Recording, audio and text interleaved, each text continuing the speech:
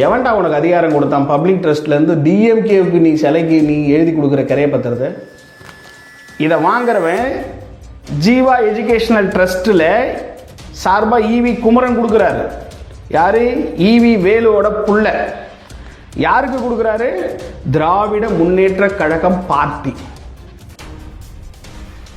எவன் அப்போ விட்டு சொத்து எடுத்து எவன்டா கொடுக்குறாரு? வக்கு இல்லாத பையன், நாயப்பைய, உனக்கு என்னைக்காவது ஒரு இடத்துல ஒரு சென்ட் நிலம் இருந்துச்சுன்னா அதை கொடுத்து நீ கட்சி வளர்த்துட்டு போடா. ஒரு பப்ளிக் ட்ரஸ்ட்டுக்கு, ஒரு பப்ளிக்ல இருக்கக்கூடிய ஒரு சேவைக்காக கிடைக்கக்கூடிய ஒரு ட்ரஸ்ட்ல வாங்கின இடத்த கழகத்துக்கு கொடுத்துருக்கான். ட்ரஸ்ட் ஆக்டில் ஒரு கவர்மெண்டோடைய கோர்ட்டோட ஆர்டர் வாங்காம நீ கொடுக்கவே கூடாது. இது விதிமீறல். இது அடுத்த ஆப்பு. ஒரு ஐஏஎஸ் ஆபீசரு மந்திரி வீட்டு வாசல்ல 1.5 மணி நேரம் உட்காந்துருக்காங்க. மானம் வெக்கமே இல்லாதவங்களுக்குலாம் அவன் பெத்த பிள்ளைக்கு ஏன்டா நீ சவாரி பண்ற? அவன் கார்ல நீ ஏறுற, டிஎம்கே கூடி இருக்கிற கார்ல நீ ஏறுற, நீ போய் அவனை பிக்கப் பண்ற, அவன் வந்து உன்னை பிக்கப் பண்றான். டேய், நீ முருகேஷா எதை ஒன்னா செய் மிஸ்டர். என் ஊர் கலெக்டரா செய்யாத. எங்களுக்கு அசிங்கம் இல்லையா? எங்களெல்லாம் கொண்டு போய் அவன் காலையில் அடமானம் வைக்கிற. இதுக்கு அவங்களுக்கு சம்பளம் வாங்குற. ராஜினாமா பண்ணிட்டு போய் அவன் சூவ கூட நீ நக்குடா. எனக்கு என்னடா கவலை? என் வீட்டு சொத்து ட்ரஸ்ட் பேர்ல வாங்கி அதை கலைஞர் சிலைக்காக திமுகவுக்கு விற்கிற. அடுத்தவன் சொத்தை உன் புள்ள பேர்லையும் ஓம் பேர்லையும் பட்டா வாங்கிட்டு அதுக்கு லோன் வாங்குற.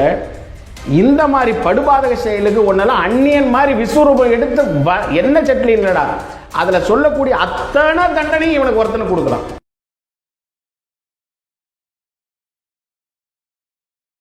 தாமரை டிவி நேயர்களுக்கு வணக்கம். இன்றைய விவாதத்தில் நம்முடன் இணைந்திருக்கும் சிறப்பு விருந்தினர் மத்திய அரசு வழக்கறிஞர் திரு டி.எஸ். சங்கர் அவர்கள். வணக்கம். வணக்கம். திருவண்ணாமலை கிரிவல பாதையில் அமைச்சர் ஏவாவேலு அவர்கள் ஏற்பாட்டில் கருணாநிதி அவர்களுக்கு சிலை வைக்க ஒரு ஏற்பாடு ஒன்று செய்யப்படுது. அந்த சிலை வைக்கிறதுக்கான இடம் வந்து அரசு நிலமா இல்லை அவர் தன்னுடைய சொந்த ஏற்பாட்டில் வாங்கின நிலமா? அது ஏவாவேலு கில்லாடிக்கு கில்லாடின்னு சொல்றீங்க இல்லையா? இதுதான் காரணம். ஏவாவேலு ட்ரஸ்ட்டு முத 91 ஆரம்பிக்கும் போது, சரஸ்வதி அம்மாள் எஜுகேஷனல் ட்ரஸ்ட்டுன்னு ஆரம்பிக்கும் போது, பாவாஜி நகர்னு போட்டு திருவண்ணாமலை அட்ரஸில் ஆரம்பிக்கும் போது ஜெனரல் ட்ரஸ்ட். மேல் சித்தாமூர்னு ஒரு ஊர் திண்டிவனம் போகிற வழியில் இருக்கக்கூடியதில் அங்கே நைனாருங்க வாழ்கிறாங்க. அங்கே ஒரு ஜெயினர் பரம்பரைங்க இருக்காங்க. அவங்க எல்லாமே காஞ்சிபுரத்துலேருந்து வந்தவங்க. அங்க ஒரு விஏவை பிடிச்சி தன்னை நாயுடுன்னு காட்டிக்கிட்டு நாயுடு ஜெயினர் கம்யூனிட்டியில நைனார்னு மாத்தி அப்படி ஒரு ஜாதி சர்டிஃபிகேட்டை வாங்கி இந்த ட்ரஸ்டியே மைனாரிட்டி சர்டிஃபிகேட் நடத்திட்டு இருக்காங்க. சரஸ்வதி அம்மாள் எஜுகேஷனல் ட்ரஸ்ட் இன்னைக்கு ஜீவா எஜுகேஷனல் ட்ரஸ்ட்ல மைனாரிட்டிக்கு காரணம் இந்த ஆளுக்கு கிடைச்ச ஜாதி சர்டிஃபிகேட். செஞ்சியில இவன் பிறந்தது எங்க, பொழைக்கிறது எங்க, பொண்டாட்டி கட்டினது எங்க? உனக்கு எவன்டா செஞ்சியில் பிறந்தான்? எந்த கிராஸுக்காக நீ செஞ்சிக்கு போன? எங்களுக்கு அதை சொல்லு. செஞ்சியில் உனக்கு என்ன உறவு? உங்கள் அம்மா செஞ்சியா, உங்கள் அப்பா செஞ்சியா, உங்கள் சித்தப்பா பாட்டன் தாத்தை யாராவது செஞ்சியா? செஞ்சியில் சித்தாமூரில் நைனார் கேஸ்டில் உனக்கு என்ன வேலைங்க? உன்னை ஜாதியை சொல்லியா அப்படின்னா போயர் நாயுடுன்னு சொல்கிறாங்க. எனக்கு தெரிஞ்ச வரைக்கும் இந்த வழக்கறிஞர் தொழிலில் போயர் நாயுடுன்னு ஒரு கம்யூனிட்டி நம்ம லிஸ்ட்டில் இல்லை. போயாஸ் இருக்கு, நாயுடுகள் நிறைய இருக்கு. கம்மவாரிலேருந்து கவர நாயுடு வரைக்கும் நிறைய இருக்கு. பலிஜா நாயுடுன்னு சொல்லுவாங்க. ஆனால் இவர் ஒரே ஒருத்தர் தான் போயர் நாயுடுன்றார். ஒரிசாவில் ஒரு மந்திரியை பார்க்கறதுக்கு ஒரு வாய்ப்பு கிடைச்சது. என் சொந்தக்காரங்க என்ன அவர் போயருங்கன்றார். போயரா? போயர்னா எங்கள் பகுதியில் ஒட்டரியா? ஆமாயா, என் சொந்தக்காரன். நான் சொல்ல அந்த ஆளே வந்து என்னை பார்த்து சொல்லிட்டு போனாயான்றார். போற இடத்தெல்லாம் ஜாதியை மாத்திக்கிற. உனக்கு எது வேணும்னாலும் நீ எப்படியும் மாறுற. இதெல்லாம் ஒரு பொழப்பா? நீலாம் ஒரு பிறவியா? உன்னெல்லாம் இந்த வரலாறு எங்கேயாவது ஒரு இடத்துலயாவது மன்னிக்குமா? அப்பேற்பட்டவன் இப்ப பாருங்க, உங்களுக்கு ஒரு கலைஞர் சிலையை வச்சான் அந்த அண்ணாமலையார் கிரிவல பாதையில். உங்களுக்கு ஞாபகம்? எங்க அண்ணன் ஏவாவேலு அண்ணன் கலைஞர் சிலையை வைக்கும்போது அந்த இடத்துல நம்ம பாஜக நண்பர்கள், என்னுடைய தலைவர்கள், எச் ராஜா அண்ணா கூட கலைஞர் சிலையை வைக்கக்கூடாது, இது கிரிவல பாதை, அதுவும் நாத்திக, அவன் கடவுள் இல்லைன்றவன் எல்லாம் எதிர்ப்பு தெரிவித்தான். ஆனால் இவர் அங்கே 225 சதுரடி நான் பட்டா வாங்கிட்டேன், அந்த பட்டாவில் வைக்கிறேன். அவருக்கு சொந்தமான நிலம், அவன் சொந்தமாக வாங்கினானா? ஓகே. ஆனால் அப்படி ஒரு நிலத்தை, அப்படி ஒரு நிலமே இல்லைங்க. 92 சதுரடி தாங்க இவன் கரையை வாங்கினவனுக்கே சொந்தம். அந்த ரெக்டிஃபிகேஷன் டீட் தான். முதல்ல 225 சதுரடின்னு போட்டு இவர் கரையை வாங்கிடுவாராம். ஹைகோர்ட்டில் கார்த்தின்னு ஒருத்தர் நண்பர் வழக்கு பதிவு செஞ்சதுக்கு அப்புறம் அதில் வெறும் 92 சதுரடி தான் இருக்குதுன்னு சொல்லுவாங்களாம். 225 ஏற்கனவே பட்டாவே கலெக்டர் கொடுப்பாராம். அந்த பட்டா தப்பாக போச்சுன்னு சொல்லி 92க்கு மாற்றி 92க்கும் பட்டா கொடுப்பாங்களாம். ஆனால் இது எல்லாம் நடக்கிறது எங்கள் ஜீவா எஜுகேஷனல் ட்ரஸ்ட் இல்லைங்க. ஏண்டா எப்போ ஒரு ட்ரஸ்ட்டு பப்ளிக் ட்ரஸ்ட் ஆயிடுச்சோ, அதாவது 32B லேண்ட் சீலிங் ஆக்டில் 37B எப்போ ஒரு ஆள் ஒரு பெனிஃபிட் அடைகிறாரோ, இது வந்து பொதுமக்களுக்காக நான் பயன்படுத்துகிறேன், கூடுதலாக எனக்கு சொத்து வைக்கிறதுக்கு ஒரு அனுமதி தாங்கன்னு ஒருத்தர் கேட்குறாங்கன்னா அப்போ அது வந்து பப்ளிக் ட்ரஸ்ட். ப்ரைவேட் ட்ரஸ்ட்டு உன் பொண்டாட்டி, உன் புள்ள, உன் மச்சான், குழந்தையா, நாத்தனார், நீ யார் வேணாலும் வச்சுக்கோ, எனக்கு அதை பற்றி கவலை இல்லை, அது ப்ரைவேட் ட்ரஸ்ட், நாங்கள் தலையில்லை. எப்போ எங்களுக்காக அந்த ஊர் பகுதி மக்களுக்காக பெனிஃபிஷரியாக போட்டு ஒரு ட்ரஸ்ட்டை உருவாக்கிட்டு அது பப்ளிக் ட்ரஸ்ட். எவன்டா உனக்கு அதிகாரம் கொடுத்தான் பப்ளிக் ட்ரஸ்ட்லேருந்து டிஎம்கேவுக்கு நீ சிலைக்கு நீ எழுதி கொடுக்குற கரையை பத்திரத்தை? இதை வாங்குறவன் ஜீவா எஜுகேஷனல் ட்ரஸ்ட்டில் சார்பாக ஈவி குமரன் கொடுக்குறாரு. யார்? ஈவி வேலுவோட புள்ள. யாருக்கு கொடுக்குறாரு? திராவிட முன்னேற்ற கழகம் பார்ட்டி. எவன் அப்போ விட்டு சொத்து எடுத்து எவன்டா கொடுக்குற? டே வக்கு இல்லாத பய நாயப்பய, உனக்கு என்னைக்காவது ஒரு இடத்துல ஒரு சென்ட் நிலம் இருந்துச்சுன்னா அதை கொடுத்து நீ கட்சி வளர்த்துட்டு போடா. ஒரு பப்ளிக் ட்ரஸ்ட்டுக்கு, ஒரு பப்ளிக்ல இருக்கக்கூடிய ஒரு சேவைக்காக கிடைக்கக்கூடிய ஒரு ட்ரஸ்ட்ல வாங்கின இடத்த கழகத்துக்கு கொடுத்துருக்கான். ட்ரஸ்ட் ஆக்டில் ஒரு கவர்மெண்ட்டோடைய ஏன் கோர்ட்டோட ஆர்டர் வாங்காம நீ கொடுக்கவே கூடாது. இது விதிமீறல். இது அடுத்த ஆப்பு. மச்சானுக்கு இனி ஆப்பு மேல ஆப்பு தான். இல்லை, இந்த மாதிரி நிலத்தெல்லாம் ஆக்கிரமிச்சிருக்காங்கன்னு நீங்கள் சொல்கிறீங்க. இதெல்லாம் மீட்க வேண்டிய அதிகாரிகள் வந்து கலெக்டர் போன்ற அதிகாரிகள்லாம் வந்து அவங்களுக்கு எந்த மாதிரி அளவில் அவங்க துணை போகிறாங்க? சார், முருகேஷுன்றவர் அவர் அப்பான்னு கூப்பிட்றாரு, ஐயான்னு கூப்பிட்றாரு.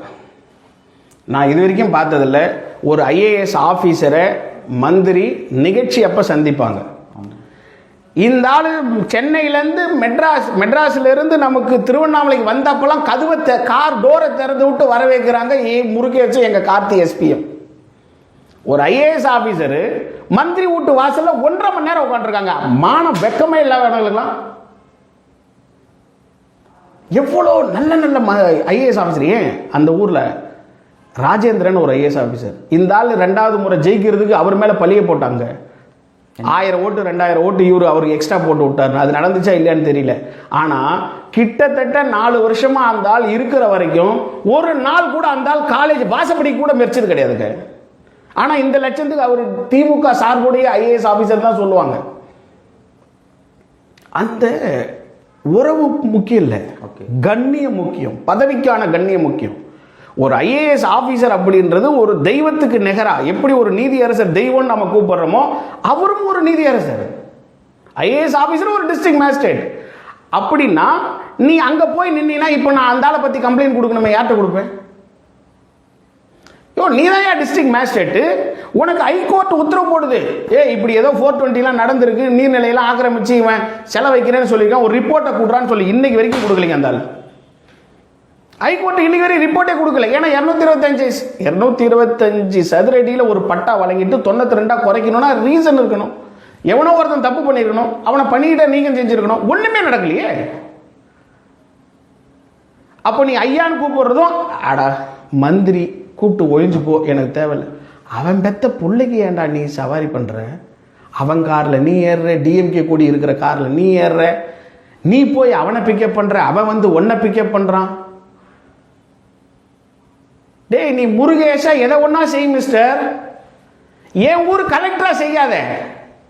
எங்களுக்கு அசிங்கம் இல்லையா? எங்களெல்லாம் கொண்டு போய் அவன் காலையில் அடமானம் வைக்கிற. இதுக்கு உங்களுக்கு சம்பளம் வாங்குற. ராஜினாமா பண்ணிட்டு போய் அவன் ஷூவை கூட நீ நக்குடா, எனக்கு என்னடா கவலை?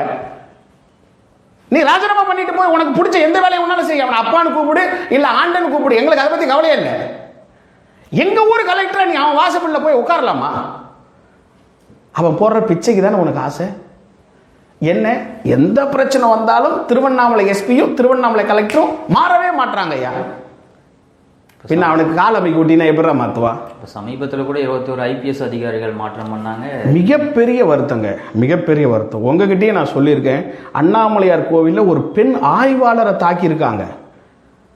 அந்த எவிடன்ஸை அழிச்சது திருவண்ணாமலை மாவட்டத்தில் இருக்கக்கூடிய காவல்துறை டிஎஸ்பி குணசேகரனும் எஸ்பி இன்ஸ்பெக்டர் தயாளனும் எஸ்பி கார்த்திகேயனும் தான். அதுக்கு மிக முக்கிய காரணம் இதை டிஎஸ்பி டிஐஜி ஐஜி அத்தனை பேர் தெரிஞ்சுக்கிட்டாங்க. ஒரு டிஜிபிக்கு தெரியுது இந்த ஊர் எஸ்பி நம்ம காவல்துறைக்கே எதிர்ப்பானவனு, அவனை மாற்ற மாட்டாங்க. அந்த குற்றவாளியை கைது பண்ணிட்டாங்களே, இன்னைக்கு வரைக்கும் கைது பண்ணல. இன்னைக்கு செகண்ட் பெயில், ஏதோ ஒரு நல்ல மாவட்ட நீதிபதி கிடைச்சதுனால பெயில டிஸ்மிஸ் பண்ணிட்டு இருக்காரு. நீ ஜெயிலுக்கு போனாதான் பெயில்ன்றார் போல. ஆனா இன்னைக்கு வரைக்கும் அந்த கைது பண்றதுக்கு துப்பு இல்லை. ஆனா அப்பேற்பட்டவங்க இன்னைக்கு வரைக்கும் டிரான்ஸ்ஃபரே ஆகலைங்க. 42 IPS டிரான்ஸ்ஃபர்னு சொன்னாங்க. பேரா கார்த்தி பேர் தானே வந்திருக்கணும். உண்மையை சொன்னா அந்தால் நான் இதோட டிரான்ஸ்ஃபர் எனக்கு லிஸ்ட் ரெடி ஆயிடுச்சுன்னு அந்தாலே புலம்பி இருக்காரு. ஆனா எங்க ஏவாவேலோட கிஃப்ட் சூப்பர். பர்த்டே கிஃப்ட்னு கொடுத்தாரா, நியூ இயர் கிஃப்ட்னு கொடுத்தாரா, பொங்கல் கிஃப்ட்னு கொடுத்தாரா, இல்ல அவங்க பொண்டாட்டி இவர் காலேஜில் வேலை செய்யறதுனால ஒருவேளை இவர் டிரான்ஸ்ஃபர் ஆகிட்டா அவங்க கஷ்டப்படுவாங்கன்னு சொல்லிட்டு இவர் இங்கே வச்சுக்கிட்டாரா, அது கடவுளுக்கு தான் தெரியும். ஓகே, அடுத்து இந்த மேல்மா பிரச்சனை மிகப்பெரிய விஷயமா போயிட்டு இருந்தது. இதுக்கு பின்னணியில் ஏவாவேலு தான் இருக்காரு, அவருக்கு நெருக்கமானவங்களுக்கு இது பண்ணுறதுக்காக தான் அந்த நிறுவனத்தையே அவர் கொண்டு வராரு, சிப்காட்டை கொண்டு வராரு அப்படின்ற குற்றச்சாட்டை வந்து எழுந்திருக்குல்ல சார். ஏவாவேலு ஒரு விவசாயி கிடையாது. அவர் எப்பேற்பட்ட 420 வேலை பார்க்குறவர்னு உங்ககிட்ட காமிச்சிட்டேன். He is the cheater. அவன் வந்து அத்தனை பேரையும் அழித்து ஏமாற்றி சித்திரவதை செஞ்சு தன்னை வளர்த்துக்கக்கூடிய ஒரு ஜந்து, மனிதர் கூட கிடையாது அவர். அவங்ககிட்ட போய் நியாயத்தை எதிர்பார்க்கலாமா? தன்னை விவசாயின்னு சொல்லிக்குவேன், ஆனால் விவசாயிகளுக்கு 5 கோடி ரூபாய் பேலன்ஸ் வச்சிருக்கக்கூடிய அருணாச்சலா சுகர் மில்ல உனக்கு வேண்டப்பட்ட மீனா ஜெயக்குமார்னு உங்களுக்கு ஐடி ரைடில் வச்சு இல்லையா, அதில் மீனாவை அவர் வச்சுக்கிட்டு ஜெயக்குமார் அருணாச்சலா சுகர் மில்ல வாங்க வச்சிட்டார். கோயம்புத்தூர்காரர் ஜெயக்குமார் கோயம்புத்தூர்ல இருந்து அருணாச்சலா சுகர் மில்ல வாங்க வராரு. ஆனால் கூட போகிறது ஏவாவேலோட பையன். அவங்க கூட ஜால்ரா சட்டுறது விஜின்னு ஒரு கவுன்சிலர். இவங்க எடுக்கிறாங்க.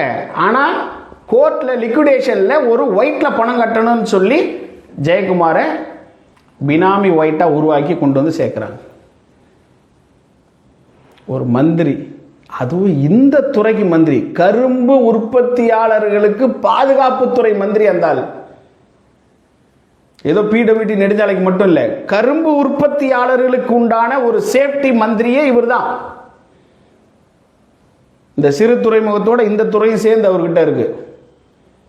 அந்த பாவி 70-80 கோடி ரூபாய் போகக்கூடிய சொத்தை கேவலம் ஒரு 30-35 கோடிக்கு ஏலத்துக்கு எடுக்க வச்சு அந்த விவசாயிகளை வயிற்றில் அடித்து அங்கே வந்து நீ கூட்டிகிட்டு வந்து உன் தலைவரை கொண்டு வந்து நிற்க வச்சு அதுக்கு போகிறதுக்கு ரோடு போடணும்னு சொல்லி ஒட்டுமொத்த நெடுஞ்சாலைத்துறையையும் பயன்படுத்தி கிராமத்தில் விளைஞ்சிக்கிட்டு இருக்கிற நெல் மேலே நீ ரோடை போட்டு, இதில் கருணாநிதி அவர்கள் கொடுத்த விவசாய நிலமும் அதில் அடங்கியிருக்கிறதா ஒரு செய்தியும் நம்ம கேள்விப்பட்டோம் சார். அதில் சட்டம்னு பேசினா அவனுக்கு 1008 பேர் சொல்லி கொடுப்பாங்க. அதில் 10 வருஷம் கடந்துருச்சு, 20 வருஷம் கடந்துருச்சு, 30 வருஷம் கடந்துருச்சு, அதனால் வாங்கியிருப்பான். விவசாயியை மட்டும் மதிக்கிறதில்ல சார், அவன் எதிரில் இருக்கக்கூடிய மனிதர்களோடு மதிக்கிறது இல்லை. மனிதர்களை மதித்தா தானே அதில் தரம் பிரித்து இவங்க விவசாயி அதை விட போற்றக்கூடியவங்கன்னு சொல்கிறதுக்கு. விவசாயம் மதிக்கிறதா இருந்தால் அன்றைக்கி ராத்திரியோட ராத்திரியாக ஒரு புல்டோசரை விட்டு நெல் வயல் மேலே ரோடு போடுவானா அந்த ஏவாவில்?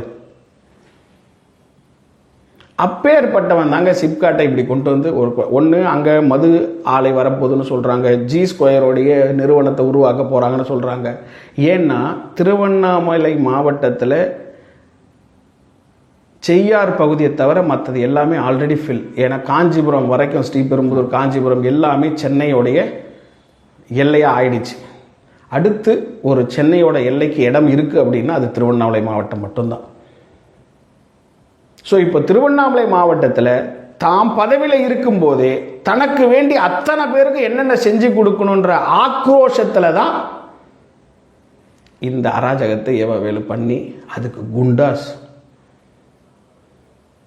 அப்படி ஒரு விவசாயி மேல குண்டாஸ் போடுற அளவுக்கு அவங்க தப்பு பண்ணியிருந்தா இந்த படுபாதக செயலுக்கு உனக்கு எத்தனை நரகத்திலடா போடணும்? ஏரிய கரைய வாங்கியிருக்கிற என் வீட்டு சொத்து ட்ரஸ்ட் பேரில் வாங்கி அதை கலைஞர் சிலைக்காக திமுகவுக்கு விற்கிற, அடுத்தவன் சொத்தை உன் புள்ள பேர்லையும் ஓம் பேர்லையும் பட்டா வாங்கிட்டு அதுக்கு லோன் வாங்குற, இந்த மாதிரி படுபாதக செயலுக்கு ஒன்னெல்லாம் அந்நியன் மாதிரி விஸ்வரூபம் எடுத்து என்ன சட்லி இல்லடா, அதில் சொல்லக்கூடிய அத்தனை தண்டனையும் இவனுக்கு ஒருத்தனை கொடுக்கலாம். ஸோ இவர்கிட்ட அதுக்காக தான் முதலே சொன்னாங்க, நியாயம் தர்மம் யாருக்கிட்ட இருந்துச்சுன்னா கக்கன் காமராஜர் மாதிரியான ஆட்கள்கிட்ட, வாஜ்பாய் அத்வானி மாதிரியான ஆட்கள்கிட்ட. ஆனால் இந்த திமுகவில் இவனை மாதிரி எவன் அடுத்தவனை உறிஞ்சி அட்டையாக உறிஞ்சி பிழைக்கிறானோ அவன் மட்டும்தாங்க இப்போ இருக்கான் தலைமையில் திமுகவுக்கு. அந்தந்த மாவட்டத்தில் ஏழைகளுக்கு எதிராக எவ்வளவு அடித்து புடுங்கி சுரண்டி தலைமையை திருப்திப்படுத்த நினைக்கிறவங்க மட்டும்தான் இருக்கானுங்க. ஏவாவேலு ஒரு சாம்பிள். நிச்சயமான ஆக இவங்களில் ஒருத்தரையும் நம்ம விட்டு வைக்க போகிறதில்ல. ஒவ்வொருத்தரை நாங்கள் முகத்திரையை கிழிக்கத்தான் போகிறோம், சட்டப்படி கிழிக்க போகிறோம். அவன் சட்டையே கிழிச்சிக்கிட்டு வாசலில் வந்து தலைமைச் செயலகத்துக்கு நின்னா கூட உண்மையாகவே நாங்கள் சட்டப்படி நடவடிக்கை எடுக்க போகிறோம். அது பயணம் எங்கே வந்து முடியும்னு மக்களுக்கும் தெரியும், உங்களுக்கும் தெரியும், எனக்கும் தெரியும். ஆக ஒரு வென விதைச்சவன் வினையாக இருப்பான். எதை தொட்டானோ அதில் அவன் கட்டாயம் ஆயே தீரணும், தண்டனைக்கு உண்டானான். இது அண்ணாமலையோருடைய பூமி. அங்கே இருந்துக்கிட்டு இதெல்லாம் பண்ணால் காதும் கண்ணும் இல்லாத மாதிரி அவரால் இருக்க முடியாது. மற்ற எந்த பஞ்சபூத ஸ்தலத்தில் கூட நீ இருந்துகிட்ருக்கலாம், அக்னி ஸ்தலத்தில் பொசுக்கிடுவார். அதில் எந்த மாற்றமும் இல்லை. அதுதான் எங்களுடைய வாழ்க்கையோடைய மிகப்பெரிய ஒரு நம்பிக்கை. கண்கூட பார்த்துக்கிட்டு இருக்கோம். அதனால் எங்கள் பூமியில் நீ கோயிலுக்கு வராமல் போய் எனக்கு அதை பற்றி கவலை இல்லை. ஆனால் இத்தனை ஃப்ராடும் பண்ணிவிட்டு எங்கள் அண்ணாமலையாருக்கு சவால் விடுற மாதிரி நீ எதிர்க்க நிற்கிற பாரு, அடச்சி உன்னெல்லாம் கண்ணால் பார்த்ததே இந்த கண்ணுக்கு கிடைச்ச பாவன்னு அந்த மக்கள் அத்தனை பேரும் காரி துப்புற காலம் தீர்ப்புக்கு அப்புறம் வரும்.